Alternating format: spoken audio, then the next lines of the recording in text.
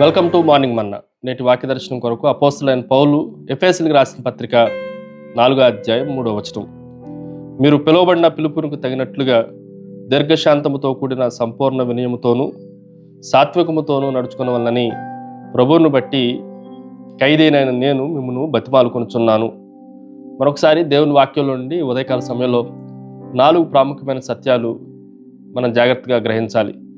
Number 1, it is esteem, గౌరవము, వినయము.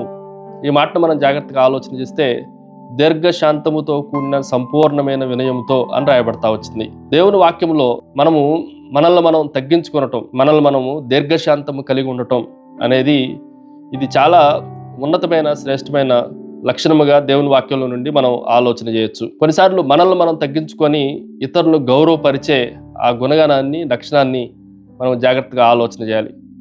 ఎగ్జాంపుల్కి మనల్ని మనం అద్దంలో చూసుకుంటే మనం కనిపిస్తూ ఉంటాం. మన గర్వము, మన అహంకారము, మన అహం కనిపిస్తూ ఉంటుంది.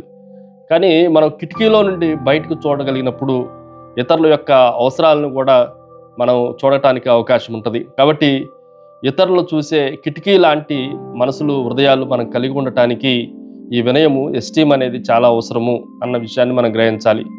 రెండో విషయాన్ని మీకు జ్ఞాపకం చేస్తాను. ఈజ్, సాత్వికము లేదంటే మృదుత్వము. ఈ మాటను కూడా మనం జాగ్రత్తగా ఆలోచన చేస్తే సాత్వికముతోనూ అన్న మాట రాయబడింది. సాత్వికము అనేది బలహీనత కాదు, కానీ అది మనల్ని అదుపులో ఉంచే బలమైనదే సాత్వికము అన్న విషయాన్ని మనం గ్రహించాలి.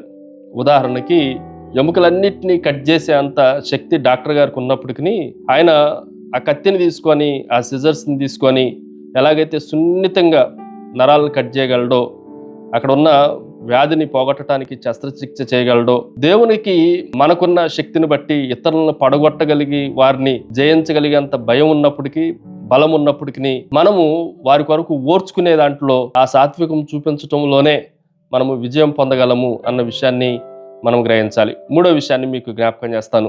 ఇట్ ఈజ్ ఏ ఎండూరెన్స్, ఓర్పు, తాళిమి. ఈ మాటను కూడా మనం జాగ్రత్తగా ఆలోచన చేస్తే మన చుట్టూ ఎన్నో భయంకరమైన పరిస్థితులు జరుగుతూ ఉండొచ్చు. ఎన్నో అలజడులు, ఆందోళన కలిగి ఉండొచ్చు.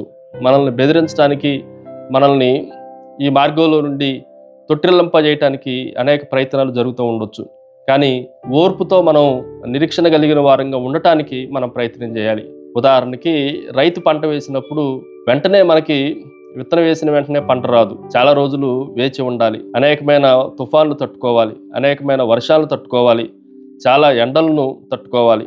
అలాగే మనం కూడా ఒక్కసారే మనం ఇతరులను జయించలేము, ఇతరులను ప్రేమతో మనం పట్టుకోలేము. కానీ వాళ్ళు మారేంత వరకు, మార్పు పొందే వరకు మనం కూడా ఓర్పుతో, తాళిముతో తట్టుకునే వారంగా ఉండాలి అని దేవుని వాక్యం మనకి జ్ఞాపకం చేస్తూ ఉంది. Finally it is a extension, భరించుట, ప్రేమతో ఒకరినొకడు సహించుచు అని పై వచనంలో మనకు కనిపిస్తూ ఉంది. మనం ఇతరులను సహిస్తూ ప్రేమతో వారిని దేవుని మార్గంలోనికి తీసుకుని వచ్చే వారంగా ఉండాలి. అది ఒక్క రోజులో జరిగే ప్రాసెస్ కాదు. దాని కొరకు మనం సహించే వారంగా, ప్రేమతో భరించే వారంగా ఉండాలి అని అపోస్తలుడైన పౌలు మనకి జ్ఞాపకం చేస్తూ ఉన్నాడు. ప్రార్థన. సకల ఆశీర్వాదములకు కారణభూతుడు తండ్రి, ప్రేమతో ఇతరులను జయించే శక్తిని, సామర్థ్యాన్ని, సహనముతోనూ దీర్ఘశాంతముతోనూ సంపూర్ణ వినయంతోనూ ఇతరులు భరించే భాగ్యాన్ని మాకు అనుగ్రహించమని యేసు నామమున అడిగి వేడుకుంటున్నాం తండ్రి. ఆమెన్. God bless you.